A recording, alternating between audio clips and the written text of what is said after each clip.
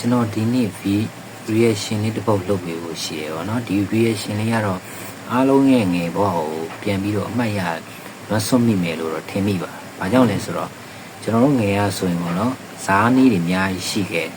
မိုးရွာပြီဆိုရင်ကျွန်တော်ဘောလုံးကန်နဲ့ခွေးကစားကြတယ်အဲ့လိုပုံစံမျိုးကျိုးတွေနဲ့လည်းအပင်တွေမှာခြီးပြီးတော့ကျွန်တော်ကစားကြတယ်ညဘက်ဆိုရင်တူတူပုံတိုင်းနဲ့ကစားကြဒါမဲ့ဒီဗီဒီယိုကြည့်ခြင်းအဖြစ်ပေါ့နော်ကျွန်တော်တို့ငယ်ဘဝကိုလွမ်းဆွ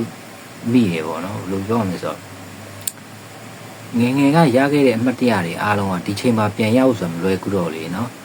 အဲ့ဒါကြောင့်ကျွန်တော်နဲ့တူဒီဗီဒီယိုလေးကိုလိုက်ပါကြည့်ရှုပေးကြပါဦးကျွန်တော်အားလုံးကိုဖိတ်ခေါ်ပါတယ်ခင်ဗျာ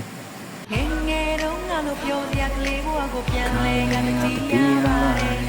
ကိုရီကဲဆိုလို့ရခဲ့တဲ့ဟိုအချိန်ကလေးဘဝကိုငါလမ်းနေပြောကြကောင်းတယ်နော်ကလေးဘဝ